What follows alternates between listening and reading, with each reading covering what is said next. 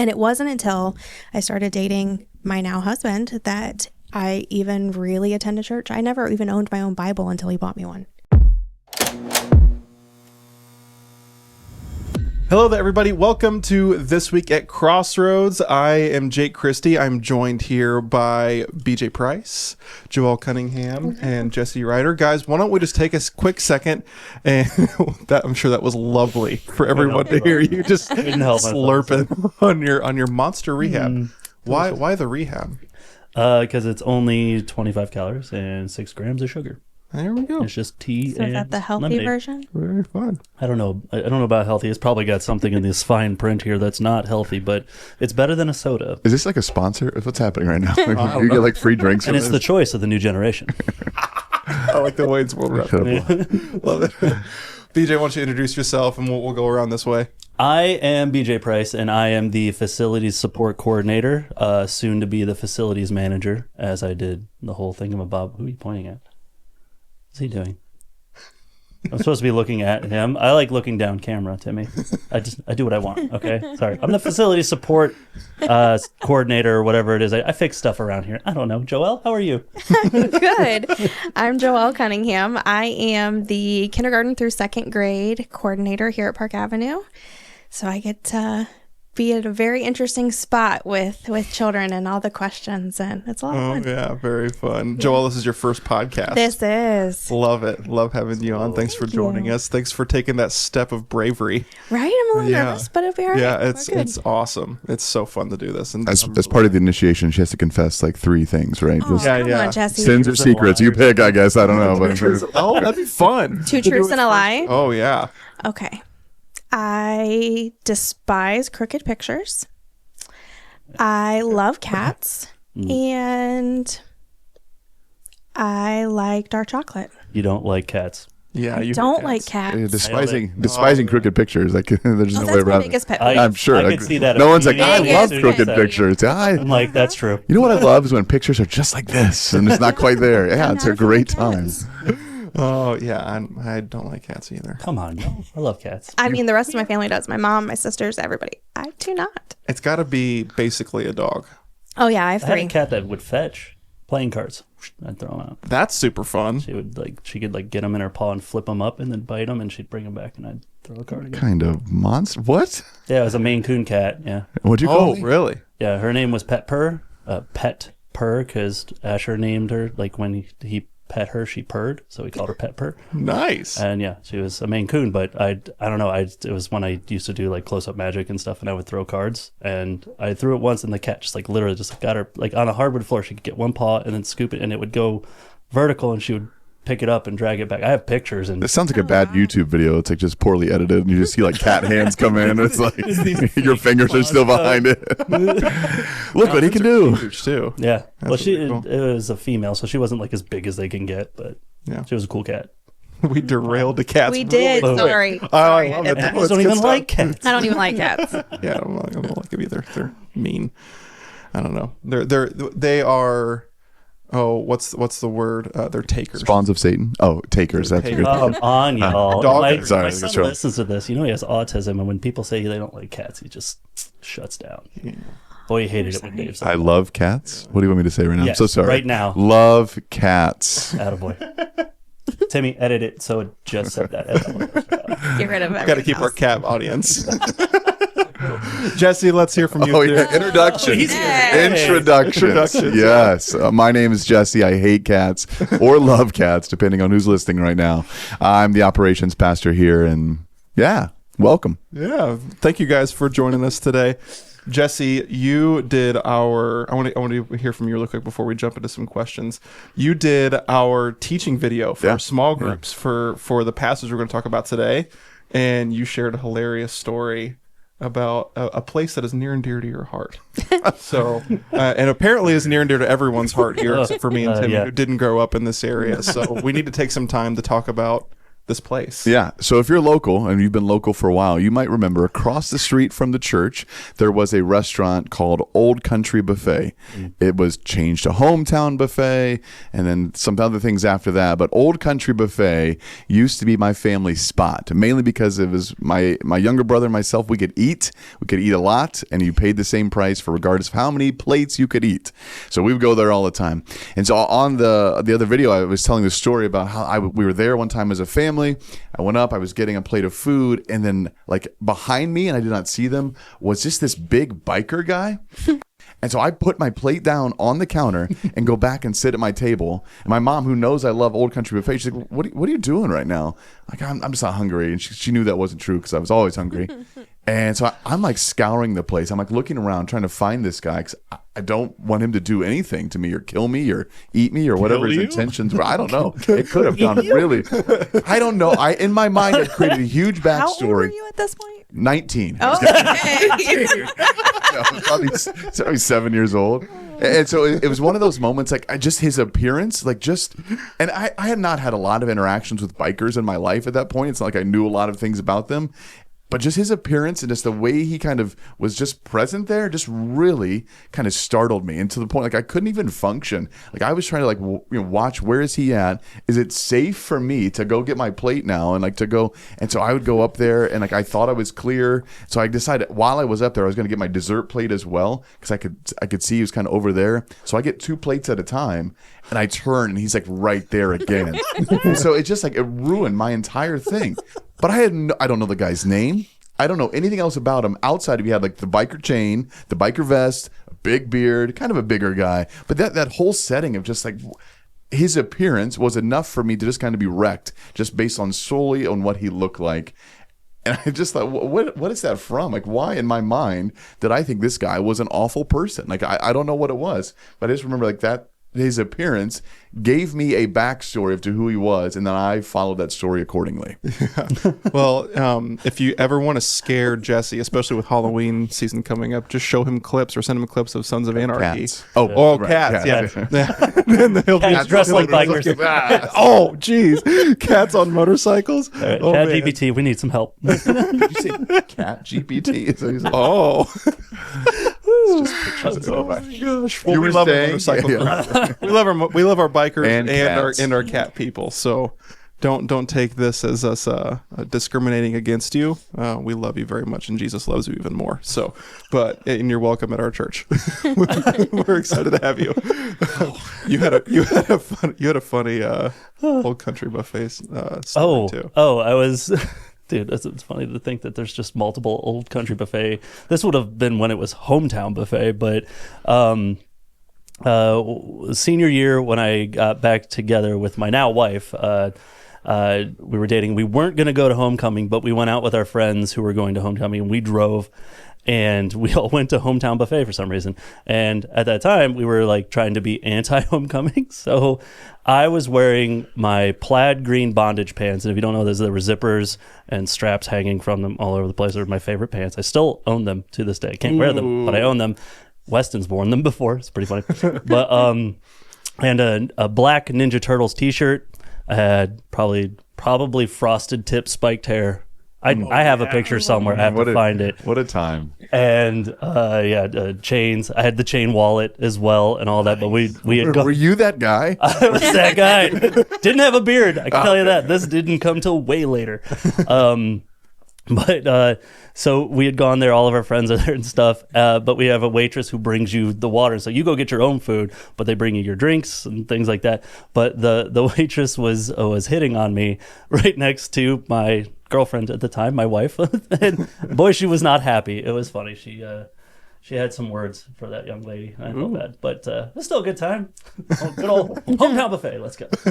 We need to get like a fact checker in here. Does Hometown Buffet still exist at all? Like, are there any Hometown buffets Was it around? a chain? Timmy. Oh yeah, it was a chain. Yes. We need to have like someone in the corridor. They just start googling things as we ask questions. That's it's Timmy. Timmy's Yeah, Googling for us. We need a Google guy. Timmy's Yeah, Hometown texting Buffet. someone. That's awesome. There's another. Well, we talked about Ponderosa, but there's another like older buffet that used to exist too. I don't remember what it is. Ryan's. Oh yeah, we talked about Ryan's, but there was another one that was more of a chain. Ryan's, I don't think, was a huge chain, was it? I don't It know. was national, yeah, for sure. Whatever. That's wild. I never heard of it. That place was not good enough to be. No, I didn't like Ryan's either. So we don't like cats. We don't like Ryans. We don't like bikers. No, I'm kidding. So, Start the list. Whiteboard. well, today we're talking about James 2, 1 through 13, and there's a huge theme that kind of runs through that passage of just showing partiality to people based off their looks. And Jesse, your video again is so good. I think by the time this is released, it should be on our YouTube channel as well. If you guys are in a group, anybody that's watching this and you're going through James, you can go back and you can watch all of those teaching videos at the same spot that you would find these podcasts. Actually, they're kind of staggered even. But if you're not in a group, we would love to have you join one of our campus groups at the Ontario campus and at the Mansfield campus Wednesday nights at 6:00. Jump into one of those groups. It's a good time. You'll get to connect with some people. But you talked a little bit about your outfit. So would you say, and I'd like to hear from each of you guys, what is the stage in your life where your wardrobe choices made you feel the most judged? Okay. You brought I thought about this, and I brought visual aids, so maybe we'll have Timmy show them on camera and stuff, though. So I'll let you guess, was I discriminated against or made fun of or beat up throughout the years? 1997, 7th grade. Right there, Joel. There it is. Beautiful. That is me, That's baby. you? Big old wireframe glasses and a Looney Tunes money tie that isn't cinched properly up to the Yeah, you got a gap up at the top. got a gap at the top, gap in the teeth, just like now. It's all great. But that's that. So when I first started dating my wife in 8th grade, that would be me. Oh, look at the gel. So much gel. So much So The much satin gel. shirts were a thing, though. My mom has a It's in the mall. picture. That's where I bought that. Yes, my mom has a picture of me and my 2 older sisters, literally with satin-colored shirts on, headbands, all in a line. Can you Like, imagine this kid getting oh, weird, right? All right, you want to see the most 2000 picture that's ever existed? Yeah. Oh, that is the quintessential sweater and pants. oh, you look like The you should be in a stripe boy across, yes. band. That was my Slim Shady phase. I've got the The dyed blonde hair. Yes, very much so. From there, we moved to 2002 with my 2 best friends at the time there, but me in the middle. I had red hair. That time, dyed my hair a lot. Very thin. You've had as many hair That was colors the as thing I back then, have. that was dye your hair a In that, lot. but I'm wearing those bondage pants in that picture. Those weird green plaid ones. But I feel like I was a little cooler in that one. Still got picked on. And then we go to senior year. This is when I got back with my wife, and I think I know why, because I think I look really good in that picture. All right. Still got picked on. Nice. Love That it. is the quintessential senior photo too. Laying Right it there. up against Laying the the brick wall. wall, just Oh, pose, yeah. This- leg up. Yeah. The most 2002 picture that I have of myself. Not only was this on a disposable camera with my brother-in-law's thumb yeah. in the picture, and I'm wearing my CKY shirt. I'm at a Warped Tour. Nice. The 2002 Warped Tour. Love it. I was there. And you were at the 2002 one? No, The Columbus one? I met Rick Thorne. I don't remember where it was at, but we did go to the Warped Tour one year for our birthdays every year. That's what we did. We had concerts. So we'd get concert tickets for our whole family back when concert tickets were affordable. So I've seen so many people. That's awesome. That's so fun. Because me and my sisters had a huge range of musical interests, it was that person's birthday was their choice. So I've seen a lot of people I wouldn't Warped Tour normally was have like seen. all day too. Yeah. Oh, yeah. I saw some. We had some rock crazy star names. parents.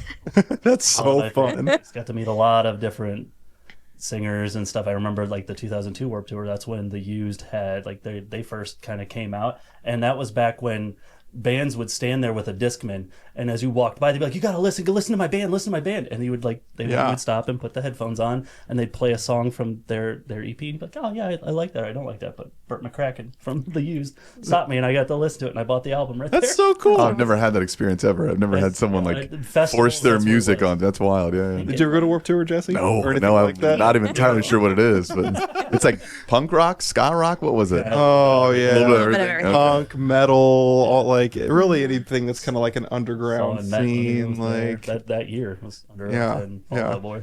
Oh yeah, I grew up going to Warped Tour too. Love it. Warped Tour. Loved it. Yeah, I saw a lot of firsts as a homeschool kid from Central Indiana, with my closest neighbor being like 2 miles away from my house, something like that. So I saw a lot of firsts at Warped Tour for me. Sure. It was a maturing experience, I would say. That's where I did all my back to school shopping. They had all the Vans wear there, and everything was like 3 for $10. So I don't remember anything about Warped Tour being cheap. Yeah, no. Back in like 2001, 2002, I would always go there and buy shirts. The Vans tent always had shirts like this, 3 for $10. They had jeans, shoes, buy it all. Interesting. Very cool. Anyway. Very cool.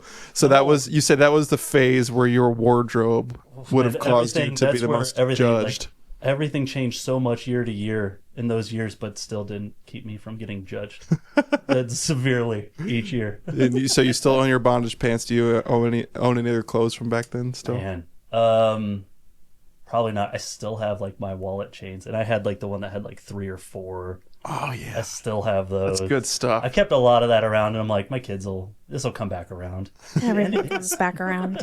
Yeah, everything does. Yeah, everything does. How about you, Joelle? Is there a season over time where you maybe like your wardrobe choices, or just like a fashion decision that you made you feel, or now you were the most judged by that? No, I don't think I've ever experienced anything like that. Yeah, it's always been cool. Yeah, it's always been cool. It's always the cool kid. What is it? No, I mean, she's the one who picked on BJ. No, I mean, of course, growing up an late 80s baby, so I really grew up in the 90s. So all the boy bands and the Spice Girls, and I kind of gravitated toward all of that, but I don't think I was ever really judged because of things that I wore. I mean, I grew up in a small town, and there wasn't a lot of differences, really. I didn't experience any differences until I became an adult.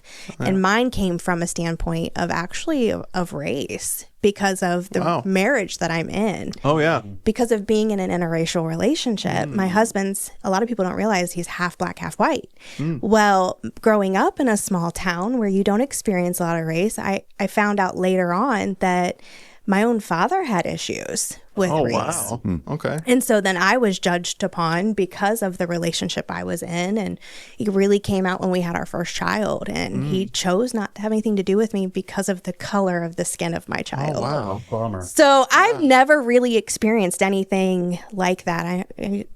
I was blessed in the sense that I didn't, experience that as a child, but it happened in a different sense once I was older. Yeah. How long have you and David been married? Almost 15 years. Wow. Let's go. Very cool. Yeah. Very cool. When's your anniversary? June 2nd. Awesome. Yeah. So you just had 14? We just had 14. Nice. Yeah. Well, how'd you guys celebrate? We actually didn't really do much of anything. He actually spoiled me with a bunch of new jewelry, so I can't be mad about that. But no, next year we're saving up because we've decided we never had a honeymoon. He was in the military when we got married, and we just didn't have the time to do it then. So we always said at 15 we were going to take a trip, just the two of us. So we've been saving. Have a plan? We do. We are going on a cruise, just the two of us next year. Ooh. Do you know where to? Yeah. We're going to the Bahamas and Grand Turk. Very cool. Yeah, so we're going to go for a week getaway, just the two of us, and my mom's going to keep my children, and nice. We're going to just enjoy one another. So Super I'm looking fun. forward to that. So we're saving and putting money aside for that. So. Very cool. Very fun. Very fun. Cruises are a good time. They are. We went on our first one last year with our children, so it was a good time. Is it just the two of you guys going for your good? Yeah, no children. No children, just us. Your kids are awesome. Thank you. I tell people all the time that if you've met the Cunningham kids, then you've met probably some of the most conversational kids you ever meet. Oh, yeah. Like your kids, I feel like I see a lot of kids that are like afraid of adults. Like they kind of like hide behind parents sometimes. They don't really know what to say. Your kids are just like ready to engage. They're very and social. that is something that Monica and I, as we've had our kids, have been like, man, we want our kids to interact with adults like the Cunningham kids. And so thank you for making kids that aren't afraid of adults. Yeah, our oldest has a very old soul, so he will have some more difficult, harder conversations with people. He's not afraid of it. Sure. And our youngest, you never know what he's going to say, but he Got one of those. yeah, right. He's 5, so he's curious, and he grew up a lot sooner because there's such a gap between our children in age. So I think he tried to keep up with his older brothers. So he's ready to have those conversations, and not quite sure what they're always going to be about, but he's ready to have them. So they're fun guys. They are. They're fun. They're a lot of kids. fun. I love them. How about you, Jesse? Do you have a time in your life maybe where you were judged based off of your appearance, or a fashion choice that you made, or something like that? Yeah, so I am going to have this as a moment of confession. I've worked really hard to eliminate a lot of these pictures and these memories, but I'll be honest in here. I grew up in Lucas, Ohio, and a trend in Lucas, Ohio, maybe beyond, but I don't know because I was in Lucas, Ohio, was that boys would have like rat tails. Oh, man. And so there is I about remember a 2-year period where I had this rat tail look to my hair. Nice. Now, I was never ridiculed for it, but looking back now, like the embarrassment that I feel when I see those pictures, like I ridicule myself. How old? So, probably like second grade, first grade, second grade. How long was the rat tail? It was longer Down than your it should have been. Yeah. Mine flowed over I have a soccer picture of me like leaning on the soccer ball, and the rat tail is flowing over the shoulder. Beautiful. Came to like here, but I was like, oh man. Yeah, so I never received like any sort of like, ridicule for that. But looking at it now, like I would have ridiculed myself if I understood what was going on. You have relatives like grab you by it, like I would like walk by and the relative would just like, hey, let's go this way. I'm like, okay, Oh, you could just use your words and I would go, but cutting that's it off fine. for that reason. Yeah. Oh man. Oh. Was that a Lucas thing? That wasn't because Anakin Skywalker was a big deal and every Who that is, Padawan. yeah. So it's I went to Lucas, so I don't know what those words mean. But that's Lucas. again, if you're Lucas, don't get offended. Like, just stop being You can get a offended. little offended. Bikers, cat people. If you're easily offended, maybe just people from Lucas. go to a different channel for a little bit. I don't know. Watch. This is not the episode Watch the for. games video. How many people can I offend today? All right. That's what the internet is for, right? Is to offend people, right? I hope. I that's not don't why. know. It's what it seems like sometimes. Well, I know for me, you talked about Warped Tour and that season of life, like my high school. When I was in high school, it was like the season where like Scene was really in, like where guys wore their girlfriend's pants, and it was like super skinny jeans, and I had a white studded belt. Oh, I still have a white studded belt. Oh, it was all the rage back then. A big belt buckle. I have a pirate belt buckle where the wheel spins. That's awesome. That's so Still have it. Oh, wow. like band T-shirts from like underground metal bands and stuff like that. And, You wouldn't know. You're not cool enough. Like the bangs in the face, And we would have that been kind of friends. thing. We probably would have been friends. Yeah, we're friends now. Right. Yeah, in a more mature season. Right. Yeah. You wore women's pants. I did not personally, but Tell that's the when I wore skinny enough pants to where it maybe would have looked like that, but they were never BMX, girls' like pants bikers, specifically. like when we used to go to like skate parks and stuff, the BMX guys all wore girls' jeans. Yeah. That was just, I don't know if it was trend or if it just kept the pants from getting stuck in this chain. It was just the always thing. BMX riders had girls' pants on. It was just the thing, and the gauge earrings, like the giant gauges. I did not have any of those. My mom wouldn't let me get them. So thank you, Lori, my mother, for not letting me stretch my ears out. But you had gauges at one point, didn't you, Joe? No. What in the world? No, I somebody did else not. was Speaking of Eric Biddle. Oh yeah, Eric did have them, Big old didn't he? gauges, yeah. Yeah, I think I've seen pictures of him. Yeah. So shout out to Eric. Eric really is a good guy. Cool. Well, I want to dive a little bit more into this concept of just partiality and some of the things that we pull out from this passage. And thank you guys for sharing your stories. And I'm excited to hear a little more from you guys. But James confronts favoritism in this passage head on. He is not mincing words about how it's really easy for us to show partiality to people based off of their appearance, or maybe even like just their socioeconomic status, things like that. And I think even in your video you mentioned like they weren't even necessarily showing favoritism just because they were that way, but they were thinking about it from a perspective of what can I get from this person. And so he confronts this head on. Why do you think this is so like natural for us? Why do you think it's so easy for us to just assume somebody is a particular kind of way based off of the way they dress? Joel, I'd love to hear from you. Maybe not even just from the way they dress, but like just the way that they appear.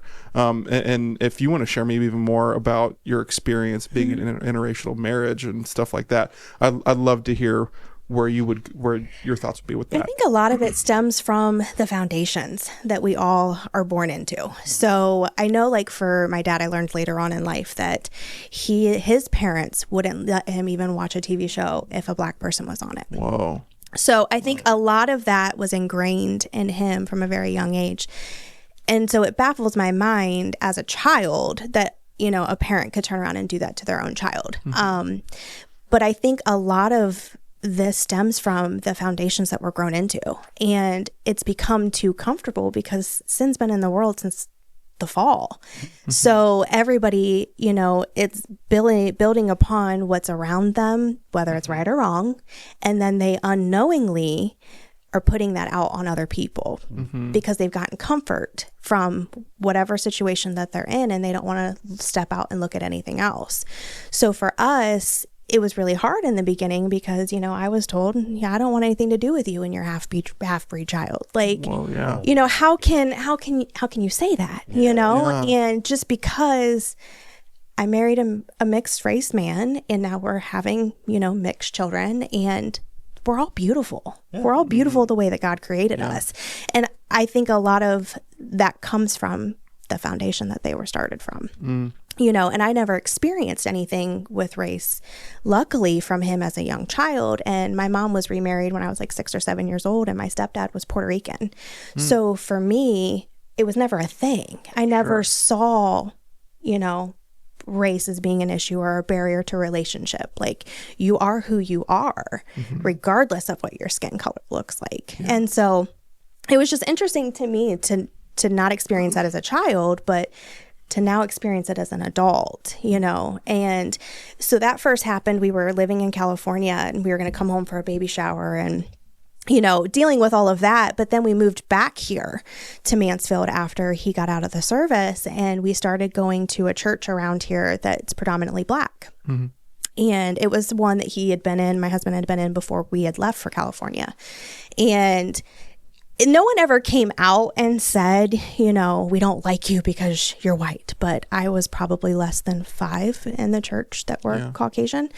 And so I just kind of felt an uneasiness of how people would approach the two of us, how they were real reluctant to let us get involved in things. I tried to get involved with children's ministry there because they didn't have a consistent ministry.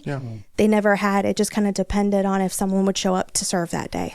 So then you're sitting in the pew with your child and not really getting much out of church. So I wanted to try and get involved and help others do that. And then my husband had a close relationship with the pastor of the church at the time, and he had found out about my dance background. So I grew up doing competitive dance and for years taught and did all kinds of things with it and traveled, but he found out about that and wanted me to start a worship dance ministry with the girls that were there. And so I tried, I did it, but I kept getting pushback. I kept getting pushback from the parents. I kept getting pushback from other leaders in the church because this church had been generations of families stepping into all these different roles. And now here I am as an outsider coming in, trying to step into their world, so to speak. And it was something difficult to navigate, and it made me very uncomfortable. And where I was at as a fairly new believer at that point in my life, I wasn't willing to have those hard conversations. I wasn't willing to address it. So my answer was, I'm just going to leave. I'm going to leave this church. I want to find somewhere else where I do feel comfortable, that we feel accepted. And how did David feel about that? He actually experienced a lot of hardships with it too, because he's not from around here. So they weren't willing to really accept him into the fold either. Although, what a bummer. Yeah, it was just a really weird situation. And we were going through some things personally in our lives, and it was just kind of like things stacking on top of each other. And so we're just like, you know what? I was like, I need to go somewhere else. I need to go somewhere else. So we left, and him and I started going through, a hardship time in our lives. But then actually that's when we started coming to Crossroads, is right after that. Because I heard about how great the children's ministry was at the time. And my child was at a daycare where Kim Washington, she helped encourage me to come to Crossroads because of how I had experienced her at this daycare and how she managed the children and loved on them. I'm like, oh, I can get this, I can feel safe with my children somewhere, and then I can get fed and learn and grow. So it was definitely a weird time, but we've definitely had some weird looks come our way, and people be like, oh, that's your husband? That's such a bummer. Yeah, and we've even experienced it too. I mean, you guys know my children, but they're three very different shades. Sure. Our oldest is our darkest, and he looks just like his dad. And then it goes our next son, Lincoln, who looks just like me, fair skin, freckles. And it's wild because actually David's mom, my husband's mom, she's as fair as I am. Oh, wow. She's very light. So a lot of that, shifted to Lincoln. And then we had Gabriel, and he's kind of the middle in between both of them. So it's like I've had several people, David has had several people come up to him and be like, that's not your child. Who's your child? And he's like, my son who came here with me? Like, so it's just those perceptions that people have. Well, he can't be your child because of how fair-skinned he is. Do you think it's more ignorance, like not knowing, not to say that Yeah. When you get those foundations and you continue to live out life, you don't even realize that you're perpetuating those cycles until you're confronted head on with it. Yeah. Wow. Well, how about you guys? Why do you think it is so easy for us? I love what you said. It's just what your dad was used to. It's the foundations that were laid for him. And would you guys say it would be similar in your experience? Like, why do you think it's so easy for us to show favoritism to certain people based off of the way they look? I think it's correct. You only know, basically, a lot of your knowledge comes from your parents. So a lot of their beliefs inadvertently become yours. So if they have a predisposition to treating somebody differently based on how they act, how they dress, how they're presented in some way, I think that's very much can easily, and it has to do with their background. It just keeps going down the line, and I think that's where a lot of that can come from. It's just it takes your own experiences to break through those mindsets, and not having to go out and have an experience that changes what you learned completely, to be like, oh wait, that's not true. Yeah. What they told me, that's just not right. And having to see that to really change how you feel. Yeah. How about you, Jesse? Yeah, I would agree with both things you guys have said. I think the experience and what you do when something is different or not what you're used to and how you respond really says a lot, probably about your maturity and your social maturity and emotional maturity. I can remember a very vivid situation for my family and I. We were foster parents for a long time, and we had a little boy who just looked physically different, just had some facial features that were just very different. And to us, it was who he was. We thought nothing of it. It was fine. He was such a sweet little boy, and my kids loved him, and my wife and I loved him. I remember going to a store one time, and we're walking through the store, and my daughter nudges me, and she goes, "Dad, I think they're making fun of him." I said, "No, they wouldn't do that." It was a group of some high school teenagers, and I said, "No, they wouldn't do that." And then I started paying attention to the situation. I realized they were making fun of him. I said, "Oh man!" So then it turned from I'm upset at their ignorance to the situation. How could you be just so callous and demeaning of a little boy who's, he's a great little boy. And so then I'm getting frustrated at them, and I'm about to go let them know a lot of things about what they're doing.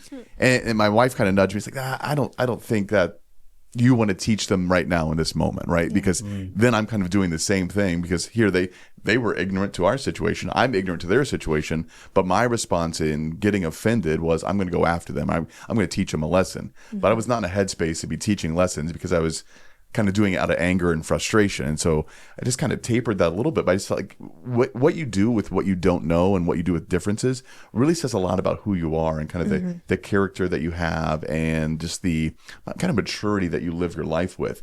And so for me, it was kind of a learning point. Okay, they're students, they're teenagers, they're supposed to be immature, and I was not in a headspace that I need to go and like teach them, like, kind of the error of their ways. But I just remember feeling like, why would someone do that? And it wasn't even directed towards me, but obviously someone part of our family. And so I just remember being hurt by that. Like, how could someone do that? And just being confused by it, like, how did someone get to that point where they thought that was like the appropriate thing to do, or a good thing to do, or even a funny thing to do. Right. Yeah, as I was unpacking some of this stuff with my husband and talking through, all of this stuff, and we were reading a passage and it was talking about, if you despise yourself, you can't love others. And I think a lot of people have inward issues that they don't even, one, realize, or two, that they don't want to acknowledge and deal with. So then they take that and they put it on others, because it makes them feel better to release that and put it onto others instead of confronting what they have to deal with, because it's uncomfortable. We don't like to deal with it. I get it. I haven't always been the greatest at it. But when you don't love yourself, you can't truly love others. So then all you're doing is spewing out your own insecurities, your own stuff onto other people. Right. I think that's really the root of James, right? The part of it is, they would seat these people, the wealthy people, towards the front of their church to kind of give them honor and esteem, and in hopes that they would get something in return, right? That's kind of the whole root of, like, not just to honor them, not because they were important or wealthy or whatever. That might have been a little piece of it, but it was more so, if I put this person in this spot, then maybe they will give something to me. Yeah. So a lot of it's really rooted in just selfishness of, what can I get out of this scenario, and how I treat someone, or how I interact with them, or how I kind of build them up. Then in return, what will I get, and what will make me look like, and how could it build me up, or make me feel better, or give me these things? And so a lot of this is really, I think, rooted in selfishness. Yeah. What I think is interesting, just so much of Jesus' earthly ministry was focused on where people were at in society. Some of the first places he ministered to were to the Samaritans. And the Jews hated the Samaritans for some of those reasons being fair, based off of where they were at the time, and he went to them and shared the good news with them that he was there, and one of the most famous stories, the woman at the well, she was a Samaritan, and so, and even just like the way that, that Paul's ministry impacted the Gentiles, and the ways that he, communicated to the Jews in Jerusalem about the importance of it, and about how like this is for them too. I think at the root of all of it is that we aren't comfortable with ourselves either enough to be able to accept someone else, but there's an insecurity that drives us there, or it's just like flat out selfishness. It's just flat out selfish, and if we can't honor somebody else, that means that we don't feel like we're being honored ourselves, because we want all this for ourselves, because there's maybe feels like there's not enough to go around. And so even like the way that he addresses rich people, not even just the people that are hated because they seem like they're lower, or they're just different than us, like they don't have the same level of moral understanding that we might have. It's the people that feel way up above, or even that are hated because of that. He sat and ate with them too, even though they were considered sinners, because they were like, even like James refers to some of these people that are rich, the ones that oppress you. He ministered to them too, and called them spiritually higher. He wasn't afraid of them, and he didn't want anything from them. He just wanted something for them. And so I think what's important for us to remember as believers, as we're following in the footsteps of Christ, is that as we interact with people, regardless of where they're from, what they look like, what their life experience is, their socioeconomic situation, whatever, we have something to give them. We have something to share with them. We have Jesus to share with them that will make their lives inevitably way better and eternal. It'll make their lives eternal. And so I think in showing partiality and thinking what we could get from someone, or maybe even where we would like to place them away from us, we have a responsibility to see them as people that are going to go to hell if they don't have what we have. I would love for us to focus on that as believers, and I think that's a lot of what James is calling us to here. And that just kind of reminds me of what he talks about in verse 8, the royal law of loving people like you would love yourself, of not showing partiality to anybody, but just showing love to everybody regardless of where they're at. So I'm curious to know from your guys' perspective, how did the royal law of someone loving you enough to share Jesus with you or to love them like they would love themselves affect your life? And how would you go about doing that in the future? Or how have you gone about sharing the gospel with someone regardless of what they look like in your life? I know that's kind of three questions packed into one, but how has the royal law of loving someone like you would love yourself affected you? So BJ, I'd love to hear from you first. That's all right. I've honestly never really had the opportunity to like sit down, share the gospel, or lead somebody to Jesus. It's just not. I've been around when something like that's happened, but in my experience, I've always based it off of just working secular world and management, everything, just all over the state, doing all those things. A lot of things is like when it feels terrible and everything, you can go into a store and you can feel like they lost their manager, all these things are falling apart, all these things, and being able to have a decent idea of what to do and just being calm in those situations and leading. It's usually in moments like that when people ask, how are you calm in this? And it's just being able to be like, man, I got Jesus, man. I mean, none of this is, really, if you put it into perspective, this is nothing, but I got Jesus. And I mean, there's times where it started conversations and things like that, but that's kind of how I've done, and being able to like show, I've always operated under like being humble. If you can keep yourself humble, you're always going to be able to love somebody else. You're always going to like trying to imagine what their situation is or what it is to walk in their shoes and things like that. And I've just always operated under just like, man, it's none of this is for me. Any good thing I do it now, it's because of God. I don't have the ability to do any of this, but He does, and He does that through me. Yeah. And that's all there is to it. And it's just, I think that keeps me in a mindset of continuing to do good things just because I'm like, it's not me. I'm doing it because He's doing it through me. Sure. When I think about you, though, and if anybody knows you, they know how passionate you are about Skate Ohio. You're a nonprofit. And some of the things you're doing is just, it's incredible. If you've not looked up Skate Ohio, do it. It's incredible. And the ways that you are just trying to shift a culture, because I don't think it's any secret to anybody, that the skateboarding culture historically has been one of kind of like a punk scene, of a scene of troublemakers, and even people jump into that culture because pushing back on things or like status quo or how things are supposed to be. They will always push back right what it is. Right. And I think that'll always be there to a degree. But I think it's what you're doing is shifting that towards like it's endearing, and it rather than it being scary for people that maybe aren't a part of that culture, that have like, man, these guys have a rebellious, fun nature, and they're fun to be around. And so I'm curious to know, like, with your experience with in the skateboarding culture to Skate Ohio, how has your relationship with Jesus helped you connect with people and even show maybe some people that are a part of that culture that don't know Jesus? How have you been able to share Him with them?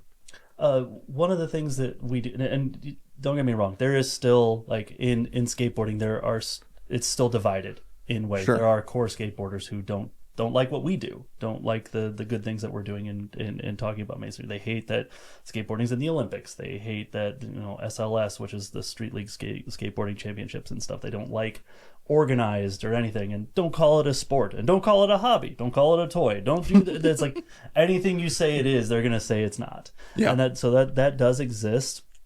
But when you can come into that space and be like, well, you got nowhere else to be. It's what we do through the last couple of years. We've done it at the Crossroads Ontario campus in the gym. Friday nights from February to April. The crappiest parts of Ohio weather is from February to April, and you can't get out and skateboard. But I built ramps. We set them up in the gym Friday nights. Anybody and everybody. We have people from ages 5 years old up to 52 who come and skate, and all of us can be together in that. And you know what? You're in my world now. So when this is over, I get to talk, and we're going to talk about Jesus for a second. And if you come to do this, we're all going to be humble. We're all going to talk to each other and doesn't matter who you are, where you're at on the skill level. We're all treating each other with respect. And so being able to, in some small way, kind of show them like, this is we're all together in this for a reason. We're all able to do this. And then there's a lot of different lessons, a lot of things that I usually talk on Proverbs and stuff, and just wisdom and just things like that, just trying to show like there's things to apply from the Bible no matter where you're at. Or even if you walk with Jesus or anything, there's still lessons in there that can apply, and eventually that plants a seed. Right. To where you're meeting them where they're at. Yeah, exactly. And there's we have some that are more crass, and honestly, they got a mouth on them. And you know what? I'm not ever gonna. There's some people there who are like, oh man, he was swearing and stuff, and I go and talk to him. It's like, if you could keep it down, I'd appreciate it. But I'm not gonna tell you not to be you. Right. I love you, and that's never going to change. But we are around a lot of little kids and stuff. And there's good conversations, and I've never had an instance where I've had to go talk to them where they're like, well, forget you and I'll do what I want. They're usually pretty respectful in that space. I think there's the overall community that they can look around and see. It's like, you know what, he's right. Maybe we are a little different here than we are out when we're out skating a different spot or something like that. So that's I think just having the atmosphere of it and having them come into it and start to just be a part, just be witness to, well, man, look at all of what this is going on, and I think that's the best way to get into that and reach them. Right. It reminds me, and Jesse, I'd love to hear you speak about this a little bit, just because you and Monica worked at the city center for a long time. And I remember when we were first getting the city center off the ground, there was a little bit of a culture shock for some people that maybe hadn't worked with people that were the guests that we were serving there. Sure. And had some comments about, some ways people acted and stuff. And so I'd love to hear how you and Monica went about having the conversations about, we're bringing hope to people where they're at. More than trying to fix a behavior. Yeah. So before I answer, let me tell you. So for me, one of those kind of those moments where I was that person, like, well, what's going on here? I had a friend in high school who invited me to serve at a place called His House Ministries. It's kind of not inner city, but just they had kids kind of from the neighborhood, and it was maybe a little bit of just a rougher neighborhood. And I grew up at Mansfield Christian. I kind of had my bubble there. And so this was outside of my bubble, and I didn't realize what existed outside of my bubble. Sure. In terms of just the brokenness that people in the world, and specifically kids in the world, were encountering. I had no idea. And so I walk into this His House Ministries, and he's like, hey, just come with me, just hang out, we'll see what it's like. I say, okay, sure. So I get there, and we're doing that, and then all of a sudden I start hearing stories. Hearing stories from these kids who are just talking about life. And there's one story that I've never forgotten. It was this girl that she was 13 or 14, and she came up to me, and she goes, hey, I have to leave early today. I said, oh, okay. Like, is everything all right? She goes, I have to go to the hospital. I said, oh, I'm so sorry. What's going on? She goes, well, I have to take this rape test to see if it was my dad or my uncle that had raped me. And I'm a junior in high school, and I'm just like, I don't know what to say. I didn't say anything. I just said, I'm sorry. But I just remember hearing that story, like, whoa, this girl is 13 years old and dealing with life issues that I've never even heard about. And so I just remember I couldn't function that day. Poor baby. It's like, what is my role in this? Like, what am I as a 17-year-old boy? What am I going to bring to this group here? I just felt like I was not prepared or equipped to be able to help serve these people. And so I remember I told the director, I said, listen, I don't know if I'm cut out for this. I just I'm a teenage boy. Like, what do you want me to do? And she said, honestly, they just need people here who are going to care for them. I said, okay. And I said, like, that's it? And she goes, yeah, just be here. Just be present for them. Just listen. Just listen. Just be here. And I said, okay, I could do that.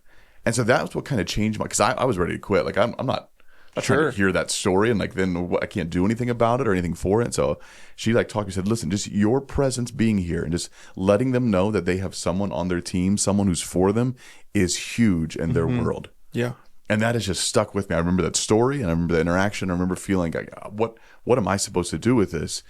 And then realizing, listen, some people just need to be heard. Some people just need to be seen. Some people just need to be loved. Some people just need to be cared for. And so I think it translated to the city center. That now it wasn't kids necessarily that we're like directly dealing with. There were some, but at the city center was people who had those same needs, right? They needed to know they were cared for. They needed to know they were loved. They needed to be heard sometimes. Just needed a place to vent. They needed someone to tell them no sometimes. Like, hey, you can't be doing that kind of stuff. And so at the city center, I think it was and is a place for people to kind of find hope where maybe they've been ostracized in some way. Maybe it's by their own doing and some choices they've made. Maybe it's generational and something they've inherited. Maybe it's just a season of life they're in, but looking to provide hope for people who can't find hope anywhere else, and then pointing to Jesus through that has been, I think, a really instrumental part of the city center and who they serve, but also why they serve. It's not just giving out free things or doing laundry. It's more so these are all tools that we can connect with people who maybe have not had a chance to connect with people. And so I've loved my time there. I still love going down there and getting to interact with some of the people because it's still true, right? And so in that context, there are people who want to be cared for, who want to be prayed for, who want to be loved, and they're not sure what that looks like. And so the people at the city center who serve there, thank you for doing what you're doing. It is not always easy, I know, but it's also it's so good to have a team of people surround people and say, hey, we are for you, we are praying for you, we care about you, we love you, and we want you to know that Jesus loves you too in the midst of this. Amen. Yeah, Jesus loves you guys so much. Oh my gosh. Well, guys, I have one more question for you, and then I'd like to wrap up if that's okay. I would just love to hear who shared Jesus with you for the first time. Who's that person that invited you to have a conversation about the gospel, or even maybe it invited you to church for the first time that brought you to where you're at today. Because the reality is everyone needs to hear the good news, regardless of where they're at. Everyone needs to hear about Jesus. And so I'm just curious to know for you guys, who were those people? Who were those people? Whether they introduced you for the first time, or maybe they were just somebody that you were like, that I want to be like that person, and I want to follow Jesus like that person. Who is that person for you guys, or just somebody in your life that has represented him well?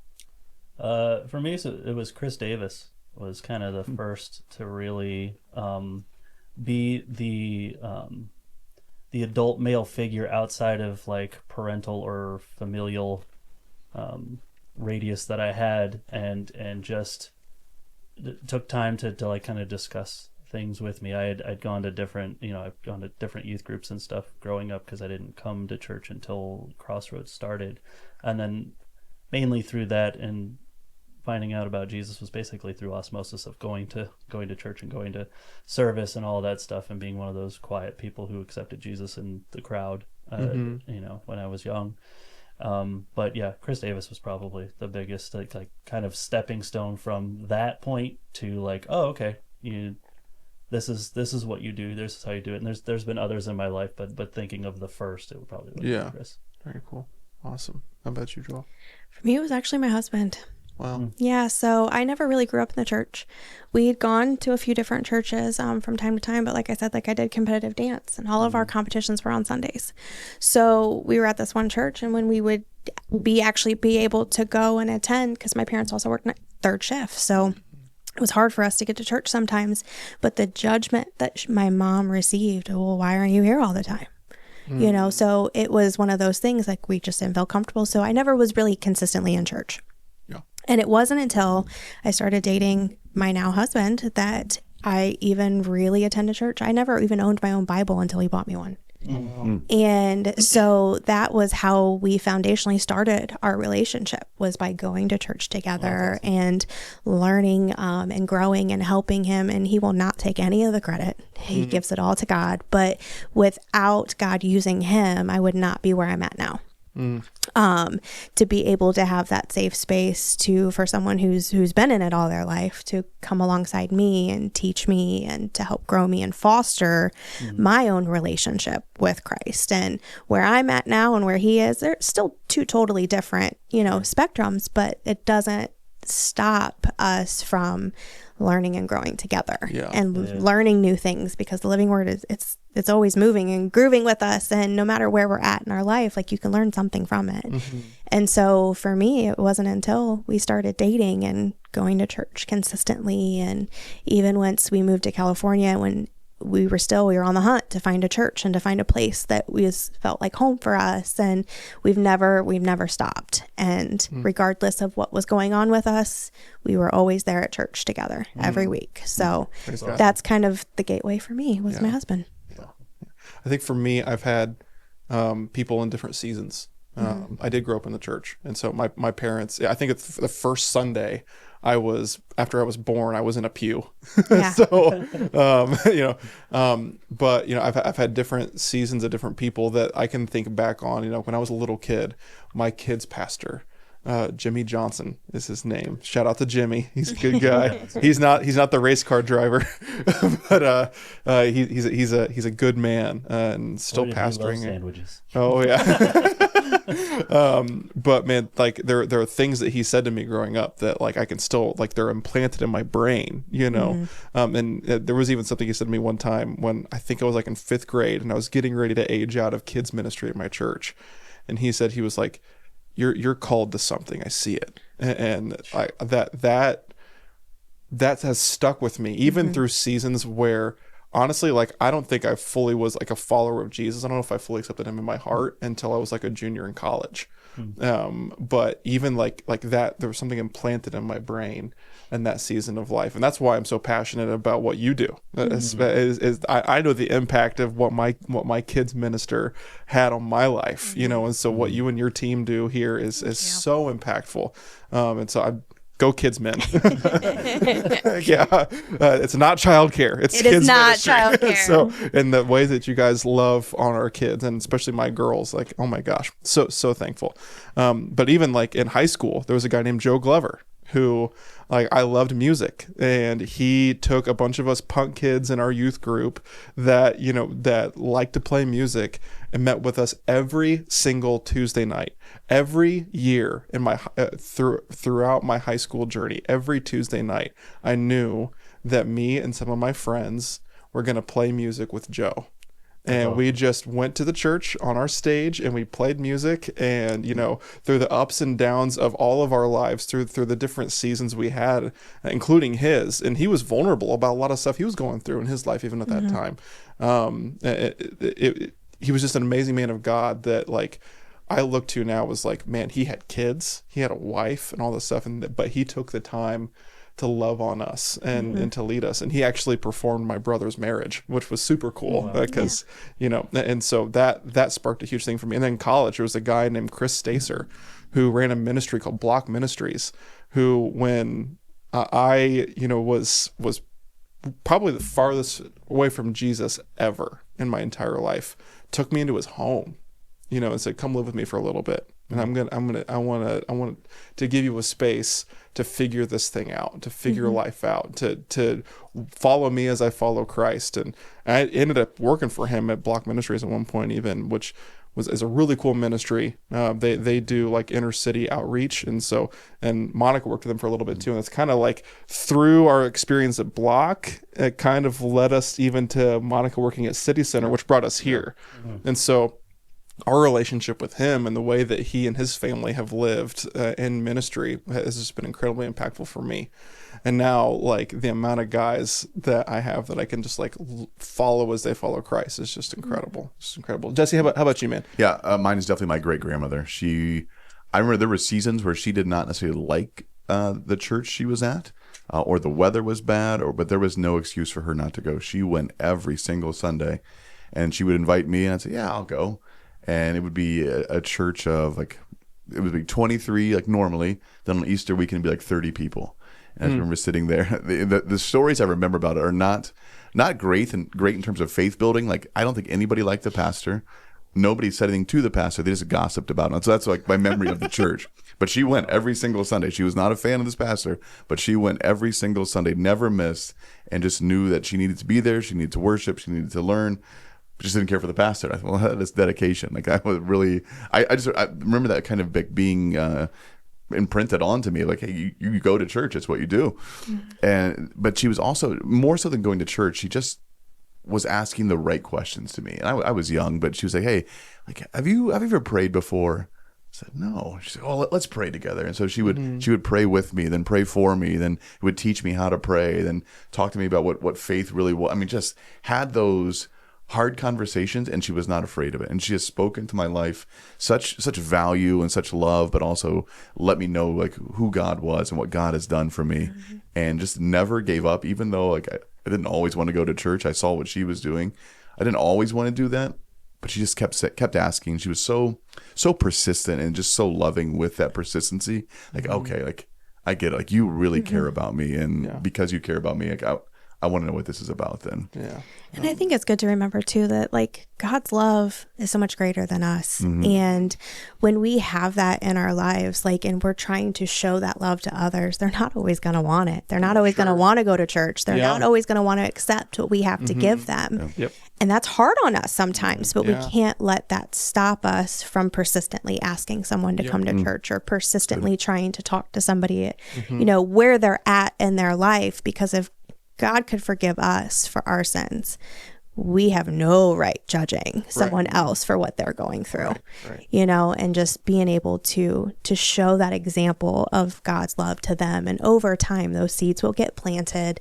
They'll give in, they'll come, they'll get a taste of it, and then they're going to want it too. Right. Yeah. And being that persistent person that says yes to finding somebody to share with, you know, and just even seeking the Lord, and like, who do you want me to be sharing the gospel with, and to be persistent with is important, you know, because he puts people in our lives on purpose. This is another person. I shared like 5 people earlier, and I apologize, but another person in my life, his name's Rob Hale. I actually just went on a fishing trip with him not too long ago, but in middle school, all I wanted to do was play Xbox and hang out with my buddies, make funny videos on YouTube, that kind of thing. But he was just my dad's friend who was really passionate about the kids that went to our church, the middle school kids in our church, knowing the Bible, like knowing just some Old Testament stories even. And so he made it so important in his life to spend time with me, to just tell me stories about things that happen in the Bible, and to make it interesting. And dedicated so much time to just loving on us, to loving on all of us, especially the boys in our youth groups, middle school. And by knowing those stories, it allows you to build that moral foundation, right? You know, to change what you grew up in, and your physical foundation. But now with God's truth, you can rewire and build your moral foundation on the Word of God to help counteract the things of this world. Yeah. Well, I think the reality is we have people now that we can look up to, and that we can revere as they follow Jesus. And I know, at least for me, it has absolutely nothing to do with their socioeconomic status or the way they look. And I think I want that to be the encouragement for everybody today that's watching. That there is a yes that the Lord is calling you to share the gospel with somebody. There is an opportunity that He is putting in your life to be persistent, like what we were just talking about, to be in relationship with somebody, to share the gospel with them, and He is going to give you what you need. It doesn't matter. Don't judge yourself with these things either. Don't judge where you come from. Don't judge the education level that you have. Don't judge even the amount of time that you have been a follower of Jesus. There is hope that you can give to somebody through your story. And so some of these things that we may judge each other based off of, or maybe even judge ourselves off of, can be a key to somebody's heart. And so I just want to encourage everyone who's watching today, spread the gospel. You know, just tell somebody the hope that you have in Jesus Christ. And don't be afraid to do that based off of where you're from, or maybe even where the person maybe you feel like the Lord is calling you to share with is from. And so, guys, thank you so much for watching today. And we pray that this conversation was a blessing to you. Thank you guys so much for your vulnerability, for your stories, for your time. And we will see you guys next time on This Week at Crossroads.